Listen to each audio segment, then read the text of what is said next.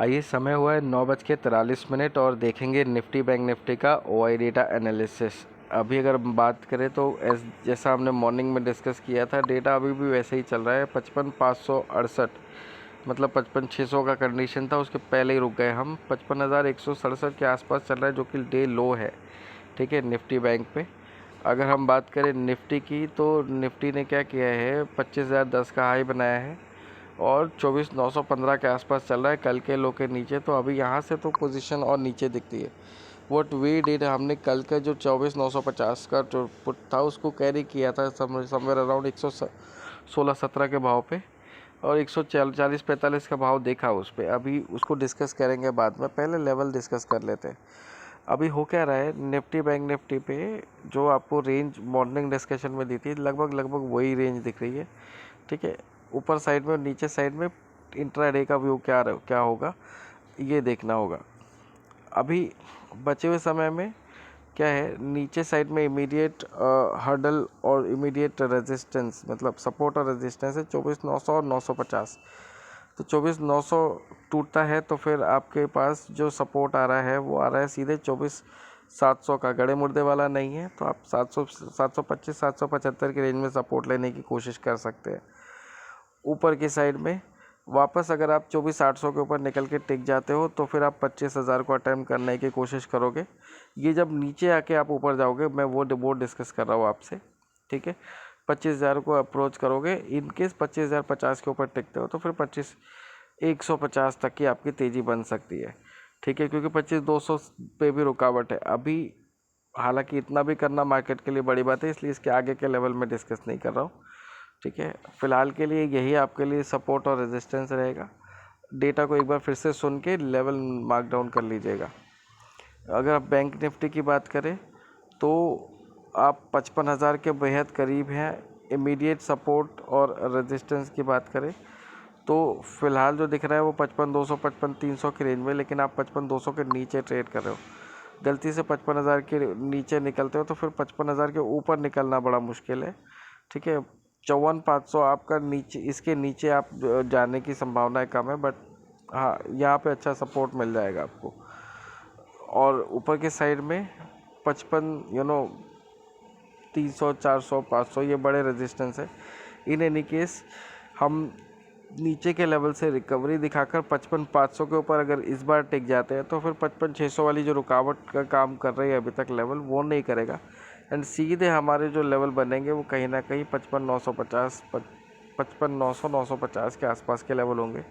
56,000 तब भी बड़ी रुकावट होगी। ठीक है, ये आपको ध्यान में रख के चलना है।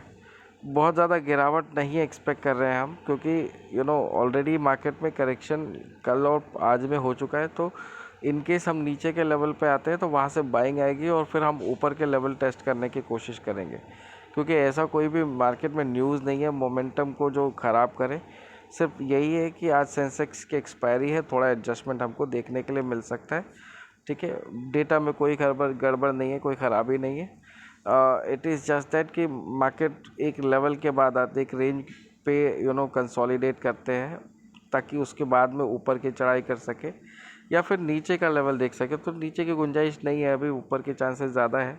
ठीक है, क्योंकि हमने 25,200 250 का लेवल अभी तक टच नहीं किया इंडेक्स में। 25,100 का लेवल टच किया हमने, बट वहाँ से भी जो हमारा एक हाई का एक्सपेक्टेशन था, जिसके लिए हमने लेवल मार्क करके रखे हुए हैं, उसे हम 100 से 150 पॉइंट शॉर्ट है। तो जब तक हम वो लेवल नहीं देखते तब तक कोई प्रॉफिट बुकिंग यहाँ पे एक्सपेक्टेड नहीं है। हालांकि ये हो सकता है कि हम नीचे के रेंज टेस्ट करें या ऊपर की रेंज टेस्ट करें, वो लेवल आपको ऑलरेडी शेयर करके रखे हैं मैंने। ठीक है, तो मार्केट कंसोलिडेशन फेज़ में है। नीचे के लेवल पे आपको लेना है जो आपको बताए हुए 24,725 775।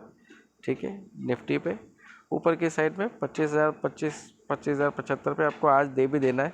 इनकेस 25,100 के ऊपर टिक जाता है तो फिर आपको अच्छी तेज़ी के लिए तैयार होना है। ठीक है, निफ्टी बैंक का क्लियर है आपका कि आप 55,000 तोड़ेंगे तो फिर आज भर के लिए हो सकता है ये डेटा 150 तक चेंज हो जाए, बट तब तक के लिए 54,500 अच्छा सपोर्ट होगा। ठीक है, 55,000 को तोड़ने में दिक्कतें होंगी ऊपर के साइड में। इनकेस आप 55,300 के ऊपर निकल के टिकते हो तो फिर 55,500 तक को अटैम्प्ट करने की कोशिश करोगे। ये गड़े मुर्दे वाले रेजिस्टेंस नहीं है, तो आपके लिए इतना मुश्किल नहीं होगा, और ऊपर से शॉर्ट कवरिंग का भी सपोर्ट मिलेगा, क्योंकि आप डे हाई को फिर से अटेम्प्ट करने की कोशिश करोगे, और इनकेस डे हाई को अटेम्प्ट करते हो 55,500 के ऊपर टिक जाते हो 15 मिनट, तो फिर वो तेज़ी और शॉर्ट कवरिंग तगड़ी होगी, जिसमें आप 56,000 तक के लेवल देख पाओगे।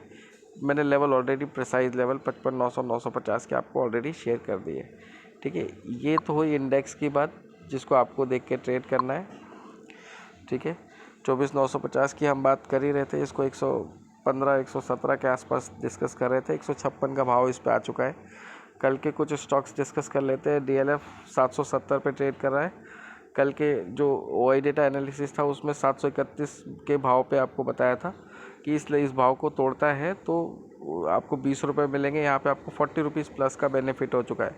777 782 के ऊपर के टारगेट होंगे, इसके रिजल्ट अवेटेड है, क्योंकि ठीक है वहाँ पे आपको प्रॉफिट बुक करने का एडवाइस रहेगा।